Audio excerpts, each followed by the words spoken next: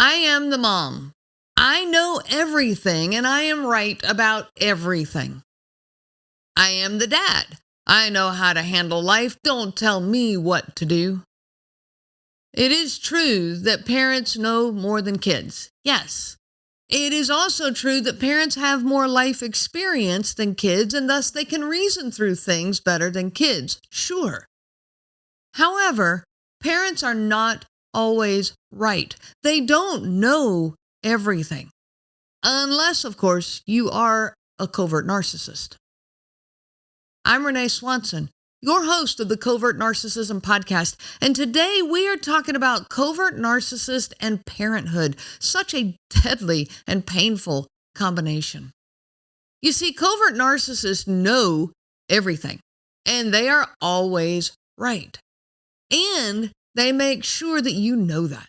They make sure that everyone around them, all of those closest to them, know this. So even when they have no idea what they are talking about, they'll just make it up. Then they will stand behind those words. They will defend them adamantly as though they hold a PhD in the topic. Covert narcissists protect their image at all costs. And one of those images is that they're always right. They are the smartest person they know. This is not an opinion to them, but rather it's a hard fact. Clearly, no one in this world knows more than they do about any given topic. So that is one image that they hold and defend. And it does not seem to matter what their job or position is in life. Covert narcissists appear over a broad spectrum of jobs. They come from many different professions, and each one of those plays into that self-image that they have. You know, I'm the doctor, so I know what I'm talking about. You better listen. Or I'm the lawyer, so I'm really smart. Or I'm the police officer, so you better do what I say. Or I'm the college professor, so I know a lot. And if they can't hold on to an image because of a job, then they'll just rely on something else. I played football in high school, so I know how to be dedicated, regardless of their current laziness or procrastination. Or I was a dance star in college, so everyone loves me, regardless of their lack of friendships today. Now, when they become a parent, this just adds to their image repertoire. I'm the mom, or I'm the dad, and overnight, I magically now have all the answers. Just because I brought a little one into this world, I now am superior and am to be respected. Covert narcissists live life through an image machine in their head. It's like they're looking at the world through a Viewmaster. Did you ever see one of those Viewmasters as kids where you put the goggles at your face or the camera at your face and you click the little button and the image just spins to the next image and the next image? That's how they see life. Or like a VR headset. And in their headset, they are the most awesome thing ever. You know, I can just see them in this headset. They look down at their own hands and their hands are just glowing with radiance because they are so amazing. But this is how they walk through life. When you combine covert narcissism with parenthood, that image machine is incredibly damaging to the children. I am the mom. I know best. You must listen to me at all times. You must obey my words. You must respect me. This is the dialogue that's going on inside their head. This means you smile when I look at you. You stand up straight. You always say, yes, ma'am. It's your job to make me look good as a mom because clearly I'm the best mom ever. How about the dad? I am the dad. I know best. You are so lucky to have me as a father.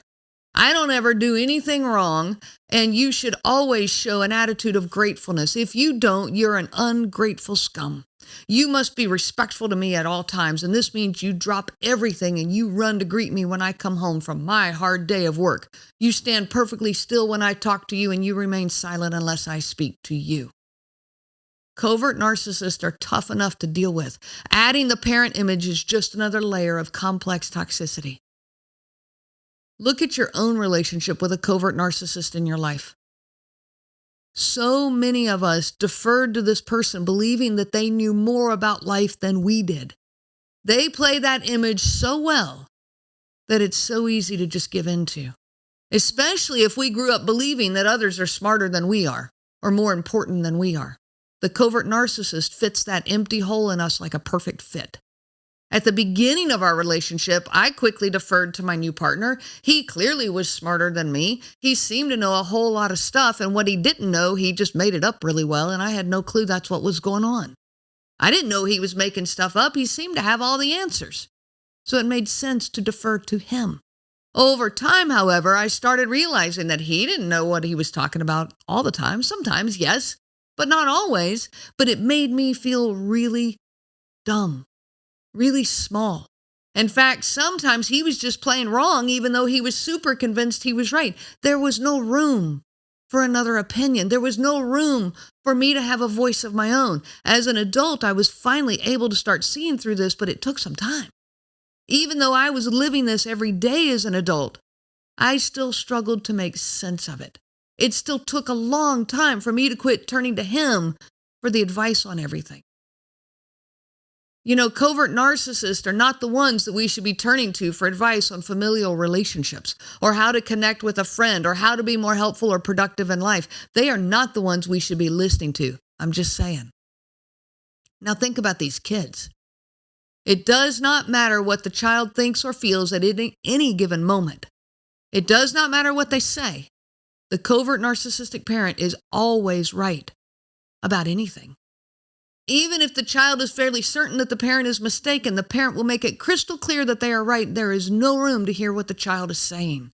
There is no room for that child to have an opinion or even a question. There's just no space for it.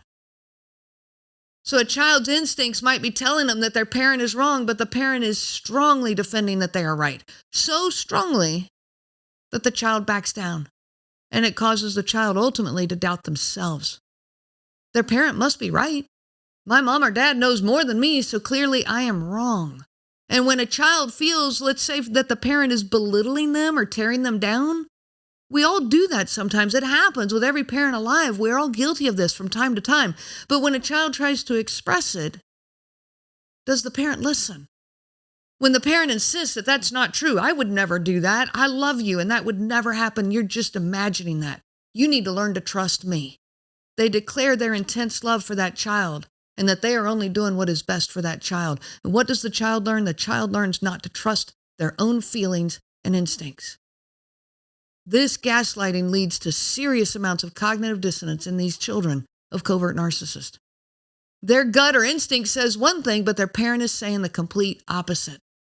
They learn that they are wrong even when they are not. So when their gut is telling them this one thing and they doubt it and believe something entirely different, they ultimately learn to never trust their own instincts. We were adults when we entered these relationships with the covert narcissist, and look how much we doubted ourselves.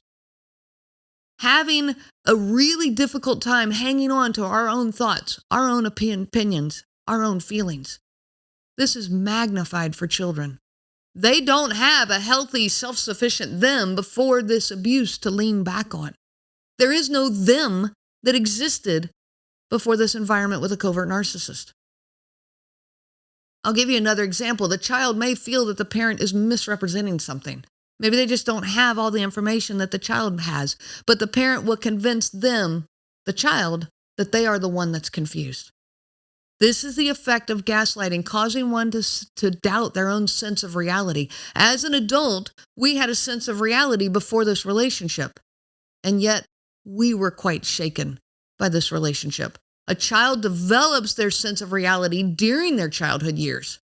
So the foundation being laid, it's a warped sense of reality.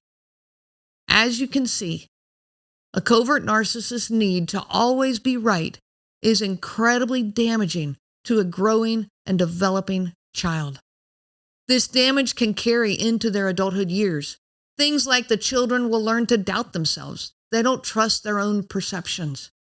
The children might try to live up to being perfect. No room for mistakes, leading to massive self-judgment. It can even lead to a more codependent lifestyle. Or the child might mimic that parent. They develop an image that they start living up to. And they learn that they must always be right too. Well, nobody's right all the time, and our kids need to know that, but they need to know that from us too. When they develop that image, and start believing that they have to be right all the time, could lead them to develop a narcissistic lifestyle.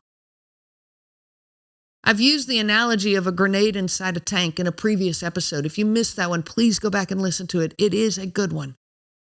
Your mind in these relationships is just ready to explode. Your feelings are so overwhelmed with adrenaline because of the fight or flight mode that you're living in all the time, the hypervigilance, the constant arguments and justifications, validations going on in your head. You're like a grenade inside, just waiting to explode. On the outside, you become as solid as a tank. Walls are up, the doors are shut, defenses are in place, and you are ready for battle. This is our life, a grenade inside a tank when we're with a covert narcissist. Your children are going through this too. For a child, the grenade is an overwhelming amount of confusing emotions, a whole lot of self-blame. You see, kids can't lay blame where blame belongs, and so they internalize it. It's like a script that they follow. This is all my fault. I'm not good enough. This is the grenade that exists inside of them. The tank for a child is this void of being unable to explain what's going on. They don't have the words for it yet. They don't have the life experience yet. So they can't describe it. They can't verbalize it. They can't voice it. They don't even have the people experience to put blame where blame belongs, or the trust to be able to open up to friends and family. They do not have the safety to begin to process putting this into words. Everything gets deeply internalized behind a wall of fear of judgment, fear of abandonment, fear of rejection, fear of actually not being good enough. In the next few episodes, I'm going to talk about how to help these kids of ours. No matter what age they are, you are the best anchor they have. Your own healing path, living that in front of them, living your humanness, letting them see the mistakes you make and owning up to things, because that's one of the best things you can teach your kids, is that they're not perfect either. We are the best anchor that they have, whether they realize it or not. They need you to lead the way towards healing and safety. I wish you and your kids so much peace on your journey of healing.